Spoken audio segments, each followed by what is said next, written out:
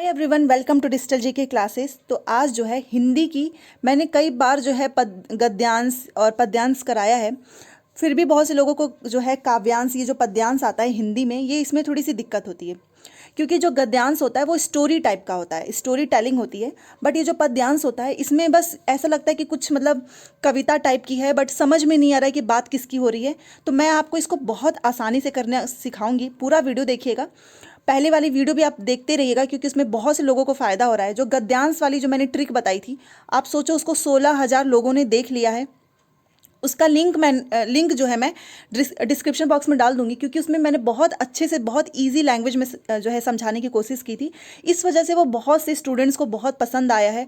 तो आप भी ज़रूर देखना, इसको काफ़ी ज़्यादा बच्चों ने देखा है। तो चलिए ये देखते हैं। सबसे पहले क्या करना है मैं आपको बताती हूँ। जैसे मैंने गद्यांश में बताया था आपको, पहले आप इसको मत पढ़ना क्योंकि इसको ये तो छोटा ही है।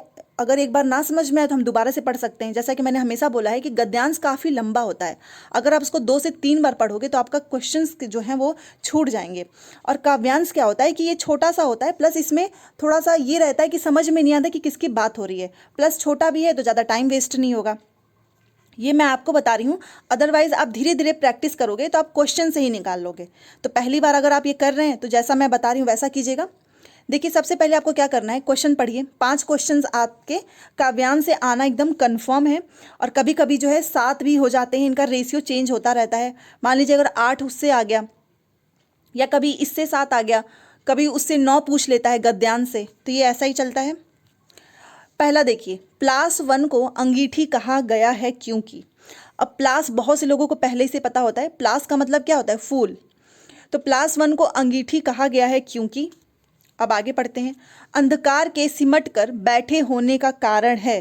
अंधकार जो है वो सिमट कर बैठ गया है। तो 2 ही क्वेश्चन को अपने दिमाग में रखिए। एक तो अंगीठी कहा गया है प्लास 1 को क्यों, और दूसरा अंधकार के सिमट कर बैठे होने का कारण है। तो चलिए अब हम देखते हैं। आपको भी ऐसे ही करना है। अब देखिए, आकाश का साफा बांधकर सूरज की चिल्लम खींचता बैठा है पहाड़, घुटनों पर पड़ी है नदी चादर सी, पास ही दहक रही है प्लास के जंगल की अंगीठी, अंधकार दूर पूर्व में। अब आप देखो यहाँ पर प्लास आप जो है वर्ड आ गया। अब मैंने एक बार पढ़ा, मुझे समझ में आ गया, बट आपको एक बार नहीं समझ में आया तो आप एक बार और पढ़ सकते हैं। दूसरी चीज़, ऑनलाइन एग्जाम में मान लीजिए ये इतना पैसेज आपको दिखेगा, ठीक है। उसके बाद से ये नहीं कि आपको ऑफलाइन की तरह पूरा पैसेज एक बार में दिखेगा, पूरा नहीं दिखेगा। आपको क्या करना है, माउस से उसको स्क्रॉल करना है, ऊपर नीचे करना है। प्लस इतना दिखेगा, उसके सामने केवल एक ही क्वेश्चन रहेगा। तो आप मान लीजिए बार बार ऐसा मत कीजिएगा कि आप एक बार और आगे जाके दूसरा क्वेश्चन भी पढ़ लें। ऐसा मत करना। अगर सामने एक क्वेश्चन दिया है तो उस एक क्वेश्चन को ही पढ़ो और पैसेज सॉल्व करना स्टार्ट कर दो। और जहाँ मिला वहाँ रुक जाओ, फिर आपको दूसरे स्टेप पे जाना है, अगले क्वेश्चन पे जाना है। तो ये ऐसा ऑनलाइन में होगा। ऑफलाइन में तो ठीक था कि आप एक बार में 2 से 3 पढ़ सकते हैं। तो समझ में आ गया होगा आपको। एक बार और देख लीजिए।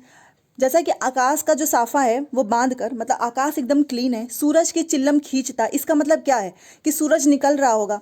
बैठा है पहाड़, बैठा है पहाड़, घुटनों पर पड़ी है नदी चादर सी, कि घुटनों के पास जो है नदी जो है वो चादर सी पड़ी हुई है, इसका मतलब नदी होगी। ऐसे आइडिया लगाते हैं, नदी होगी। पास ही दहक रही है, और नदी के पास में ही दहक रही है। दहक का मतलब यहाँ पर अब आग जलने से आप मत लगा लेना। क्या मतलब होगा, पास ही दहक रही है प्लास के जंगल की अंगीठी। आप देखो कि नदी है सामने और वहीं पर क्या दहक रहा है, प्लास। प्लास मतलब फूल। फूल जो है वो ऐसे लग रहा है, मतलब वो फूल जो है नदी में वो ऐसे दिख रहा है जैसे कि मानो जंगल में क्या जल रही है, अंगीठी जल रही है। इसका मतलब ये है। अब बहुत से लोग जो नहीं समझ पाएंगे वो वहीं पे गलत कर देंगे। इसीलिए आपको ये जो ऊपर वाला पैसेज है ना, यहीं से समझ में आ जाएगा। क्योंकि अगर आकाश की बात हो रही है प्लस सूरज की बात हो रही है कि सूरज के निकलने का समय हो चुका है, बैठा है पहाड़ पर, और घुटनों के पास ही क्या है, नदी चादर सी जो है पड़ी हुई है, और ऐसा लग रहा है कि मानो पास ही कुछ दहक रहा है प्लास के जंगल की अंगीठी। जैसे लग रहा है कि ये क्या है, ये फूल। प्लास को क्या बोलते हैं, फूल। इसको देख के लग रहा है कि ये जंगल की अंगीठी, जैसे लग रहा है कि वो इतना इसका तेज है, ये इतना प्रकाश है इसका। समझ में आ गया होगा। अब चलिए नीचे भी पढ़ लेते हैं। अंधकार दूर पूर्व में सिमटा बैठा है भेड़ों के गल्ले सा।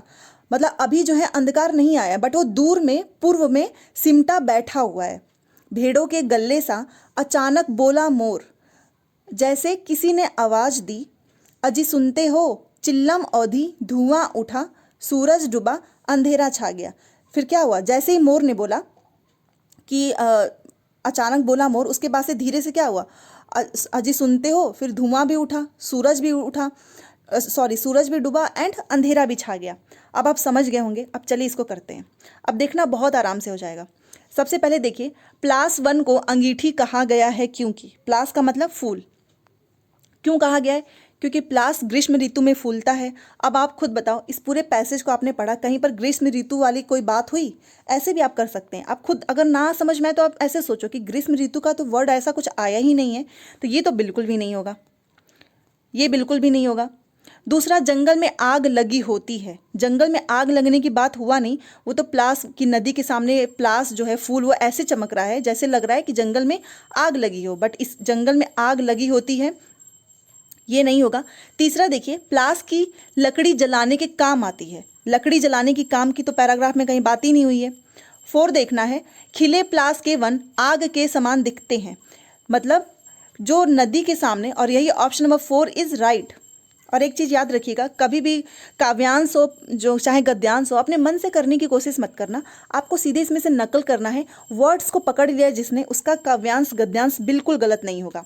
आप यहाँ पर देखो कि क्या यहाँ पर लिखा है कि प्लास के जंगल की अंगीठी पास ही दहक रही है, प्लास के जंगल की अंगीठी, इसमें जलने की बात नहीं हुई है। वो ऐसा लग रहा है कि जो नदी है सामने, उसमें जो प्लास है, जो फूल है, वो ऐसे लग रहा है कि जैसे मानो जंगल में आग लग चुकी है। बस इसका राइट आंसर है ऑप्शन नंबर 4 हमको आराम से मिल गया। और अगर जिसे ना भी समझ में आए तो देख लेना क्या इन तीनों की बात जो है पैसेज में किया है, नहीं किया है तो तुरंत उसको काट देना, क्योंकि पैसेज दिया ही जाता है, आप नकल कर सकें। चलिए नेक्स्ट क्वेश्चन पे। क्वेश्चन नंबर दूसरा है कि अंधकार के सिमट कर बैठे होने का कारण क्या है। अभी सूर्योदय नहीं हुआ है, या फिर किसान जो है वो आग सेक रहा है, या फिर अभी सूर्यास्त नहीं हुआ है, या फिर स्थान का अभाव है। अब आप खुद सोचो कि अंधकार जो है वो सिमट कर बैठा हुआ है, इसकी बात कहाँ पर की गई है। यहाँ पर देखिए, यहाँ पर पहले तो सूरज जो है निकलता है पूर्व से, यहाँ पर देखिए, यहाँ पर सूरज की चिल्लम खींचता, यहाँ पर सूरज निकल रहा है, ये सारी बातें हो गई हैं। बट यहाँ पर देखिए, अंधकार जो है वो दूर पूर्व में है, अभी आया नहीं है, बट वो क्या है, सिमट कर बैठा है भेड़ों के गले सा, दूर में है, अभी आया नहीं है, वो बैठा हुआ है, सिमटा बैठा हुआ है। तो चलिए देखते हैं। तो इसका मतलब क्या है कि अंधकार के सिमट कर बैठे होने का कारण है कि वो अभी सूर्यास्त नहीं हुआ है, यही तो है। सूर्योदय की तो कोई बात ही नहीं है, किसान आग सेक रहा है इसकी भी कोई बात नहीं है, और स्थान की तो कोई वहाँ पे नाम ही नहीं लिया गया है, वो दूर पूर्व में है, सिमट कर बैठा हुआ है, बट अभी जो है सूर्यास्त नहीं हुआ है, यही तो इसका रीज़न है। तो ऑप्शन नंबर 3। चलिए दूसरा देखते हैं। अचानक तुरत फुरत घटनाएं होने का कारण है। 3 क्वेश्चन आपको देखो इसी में से मिल गया, नकल करना ही है। तो अचानक, अब ये वर्ड पकड़ना है, अचानक तुरत फुरत घटनाएं होने का क्या कारण है। सुनते हो की आवाज़, सूरज का डूबना, अंधेरा छा जाना, या फिर भेड़ों का बिखर जाना। तो इसका राइट आंसर है सुनते हो की आवाज़। अब मैं आपको दिखाती हूँ कहाँ से मिला है, देखिए यहाँ से, ये पैराग्राफ पढ़िए। अचानक बोला मोर, जैसे किसी ने आवाज दी, अजी सुनते हो, चिल्लम औधी, धुआं उठा, सूरज डूबा, अंधेरा छा गया। अचानक किसके लिए, मोर के लिए। अचानक मोर ने अचानक से ही तो बोला, जैसे लगा कि कोई किसी ने आवाज दिया है, उसके बाद से तो अंधेरा ही छा गया है। तो आंसर मिल गया होगा कि क्यों, सूरज का डूबना नहीं, ना ही अंधेरा छा जाना, ना ही बिखर जाना। अचानक तुरत फुरत घटनाएं होने का कारण यही है क्योंकि जैसे ही मोर बोला कि सुनते हो की आवाज़, उसके बाद से ऐसा लगा कि अब अंधेरा जो है वो छा गया है। तो ऑप्शन नंबर 1 इज़ राइट। इसमें लोग थोड़ा सा जो है कंफ्यूज हो सकते हैं कि अंधेरा छा जाना भी हो सकता है, बट आपको क्या करना है, यहाँ पर देखिए, जैसे यहाँ पर अचानक लिखा है, आपको इसी से पकड़ लेना है। अचानक कहाँ पे लिखा है, बस आप इससे पकड़ लो। ऐसे भी आप कर सकते हैं, बस आपका पैसेज जो है वो काव्यांश वो सही होना चाहिए। तो 102 का 1। अब 103 देखिए। सिमटा बैठा है भेड़ों के गले सा, किस विकल्प में सही शब्द गल्ला के समानार्थी हैं। अब देखिए, हिंदी में समानार्थी, पर्यायवाची, विलोम शब्द, ये तो आपको खुद से ही करना होगा क्योंकि याद करने वाली चीज़ें होती हैं और आपको अलग से नहीं, आप प्रैक्टिस करते रहिए, आपको याद हो जाएगा। तो गल्ला का समानार्थी क्या, समूह, भीड़, दर्शक, झुंड। ये दर्शक वर्ड गलत है। दूसरा देखिए, गल्ला, सौदा, माल, गोदाम, ये भी गलत है, क्योंकि गल्ले का मतलब जहाँ पे झुंड हो, जहाँ पे भीड़ हो। तीसरा देखिए, रेवड़, झुंड, भीड़, रेला, और यही राइट है। चौथा देखते हैं, भीड़ भाड़, रेलम पेल, भगदड़, झुरमुट, ये भी नहीं होगा, क्योंकि गल्ले का मतलब है कि जहाँ पर भीड़ इकट्ठा हो। रेवड़ पे आपने देखा ही होगा, भीड़ रहती है, झुंड, भीड़, रेला, तो ऑप्शन नंबर 3 इज राइट। तो ऐसे ही आपको समानार्थी शब्द जो है गद्यांश काव्यांश से बहुत सारे मिलते रहेंगे, और आप प्रैक्टिस करते रहोगे तो आपका बिल्कुल गलत नहीं होगा। Option number 3 is right.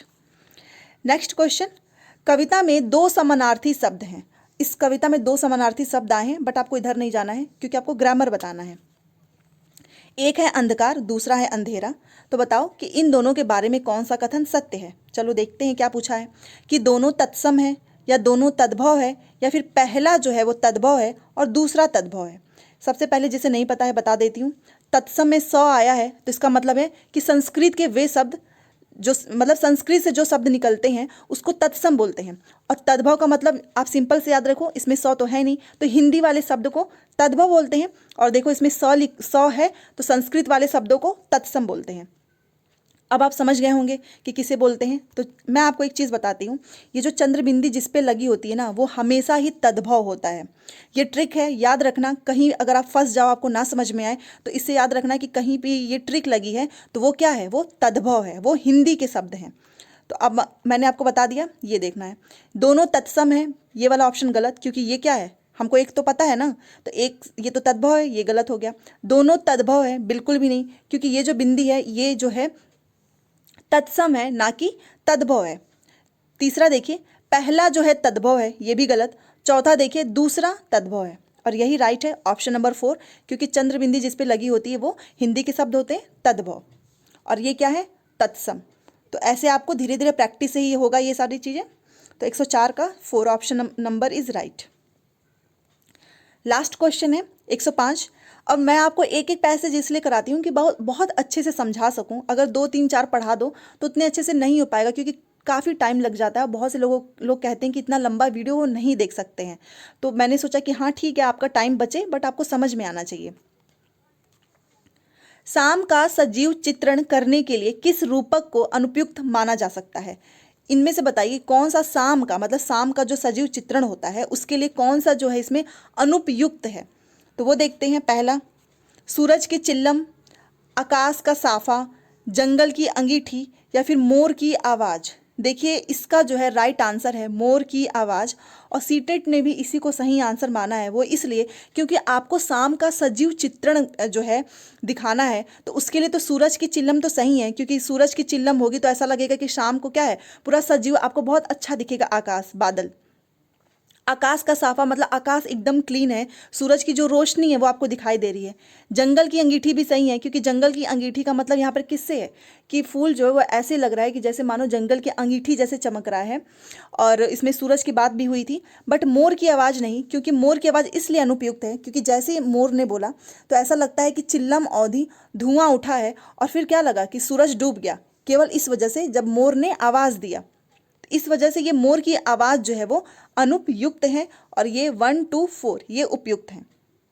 तो ये आपको क्या करना है, ये सारी चीज़ें कैसे होती है, अपना खुद का कॉमन सेंस यूज करना पड़ेगा कि इसमें किस सेंस में ये बात कर रहा है, तभी जाकर पैसेज हो पाएगा। तो ये था आज का क्वेश्चन। आई होप आपको समझ में आया होगा। कोई भी दिक्कत हो आप कमेंट कर सकते हैं, और आगे की जो भी क्लासेस हैं आप प्लेलिस्ट बनी हुई है वो ज़रूर देखिएगा। और गद्यांश का जो मैंने आपको बताया था अभी, जो 16,000 लोगों ने देखा है, आप उसे ज़रूर देखना, बहुत अच्छा उसमें मैंने समझाया हुआ है। और आप पढ़ते रहिए, आपका जो है नंबर बहुत अच्छे आएंगे सीटेट में। Thanks for watching.